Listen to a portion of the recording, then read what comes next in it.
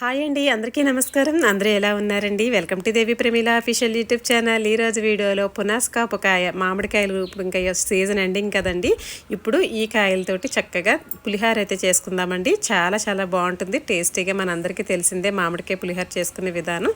ఇక నేనైతే సింపుల్గా చేసి చూపిస్తాను. ఒకసారి అయితే చూసేద్దామా, మరి వీడియోలోకి అయితే వెళ్ళిపోదాము. అయితే ముందుగా 2 పునాసకాపకాయలు అయితే తీసుకున్నానండి. ఇవి నాకు అమ్మ వాళ్ళ ఇంటికంటే వచ్చినప్పుడు తెచ్చుకున్నాను. మా ఇంటి పక్కనే ఉంటుందండి ఒక చెట్టు. అసలు 366 రోజులు కాస్తుందండి. ఇలాగే హైదరాబాద్ నుంచి తీసుకొచ్చి మన నర్సరీలో ఒక అంటు మొక్క అంటే వేశారంటే వాళ్ళ అబ్బాయి. అసలు ఎప్పుడూ నిత్యం కాయ ఉంటుందండి మామిడికాయలు ఆ చట్నీ.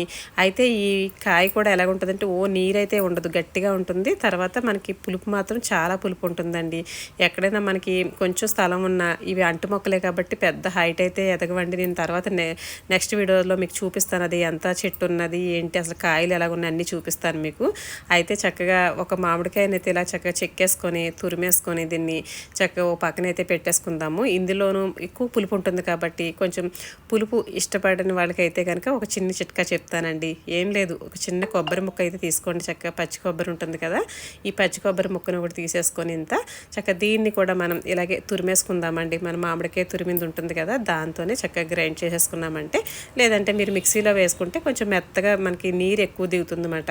కాబట్టి నేను తురుముకుంటేనే బాగుంటుందని చెప్పి నేను ఇలా తురిమానండి. పొడి పొడిలాడుతూ చక్కగా రైస్ కూడా చాలా బాగా వస్తుంది అన్నమాట. అయితే ఇలా తురుముకున్న దాటికి కావాల్సిన పోపు దినుసులు వచ్చేసరికి ఇవిగోండి, కరివేపాకు, అల్లం ముక్క చిన్న ముక్కలుగా కట్ చేసుకున్నాను. తర్వాత ఎండుమిర్చి ఒకటి, తర్వాత పచ్చిమిర్చి కారాన్ని బట్టి మీరు వేసుకోవచ్చు. పులుపుగానే ఉంటుంది కదా, కొంచెం ఎక్కువగానే పడతాయిలేండి. అలాగే చక్కగా జీడిపప్పు, మనకి మినపప్పు, పచ్చిశనగపప్పు, ఇలా అన్నీ కూడా పోపు దినుసులు తీసుకున్నాను అనమాట. అయితే ఒక అర గ్లాస్ రైస్ని అయితే ఉడికించి చల్లారి పెట్టి పక్కన పెట్టుకున్నానండి. ఇక తురిమిన కొబ్బరి, తర్వాత మామిడికాయ తురుము, ఈ 3 కూడా ఇలా పక్కన పెట్టేసుకున్నాను కదా. ఇక ఇప్పుడు చేసే విధానానికి అయితే వెళ్ళిపోదామండి. చాలా సింపుల్ అండి. ఇక ఇవన్నీ పక్కన పెట్టుకున్నామంటే 5 నిమిషాలు టకాటకా అయిపోతుంది. ముందైతే స్టవ్ వెలిగించుకొని చక్కగా గిన్నె పెట్టుకొని వెడల్పుగా అట్టది ఇరుగ్గా కన్నా కూడా వెడల్పుగా ఉన్నది పెట్టుకుంటే రైస్ మనకి ముద్దగా అవ్వకుండా కలుపుకోవడానికి కూడా పొడి పొడిలాడుతూ చక్కగా ఉంటుంది.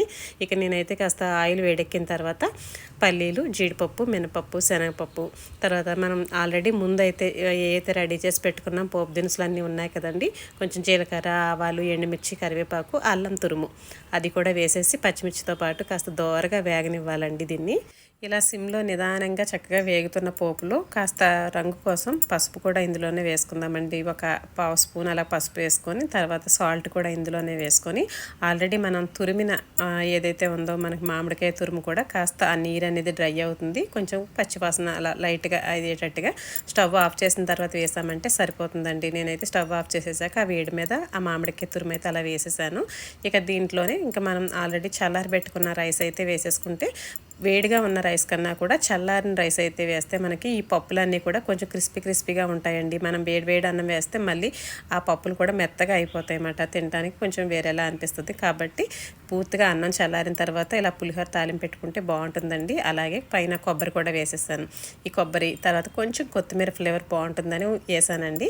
మీకు ఇష్టమైతే వేసుకోవచ్చు, లేదంటే లేదు, అంతే.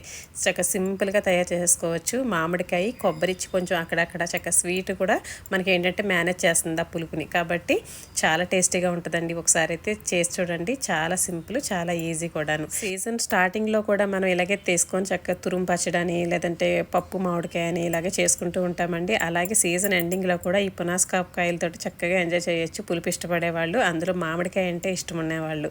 అందుకని చెప్పి టేస్ట్గా ఉంటుంది. తర్వాత మనకి ఈజీ కూడానండి. నిమ్మకాయ పులిహార, చింతపండు పులిహార అవి ఎలా చేసుకుంటామో అలాగే మామిడికాయ పులిహార మాట ఇది. అయితే నచ్చిందా అండి? ఇందులో కొబ్బరి మాత్రం కంపల్సరీ వేయండి. చాలా చాలా బాగుంటుంది. మళ్ళీ మంచి వీడియోతో మళ్ళీ ముందుకు వస్తాను. థ్యాంక్ యూ ఫర్ వాచింగ్ అండి.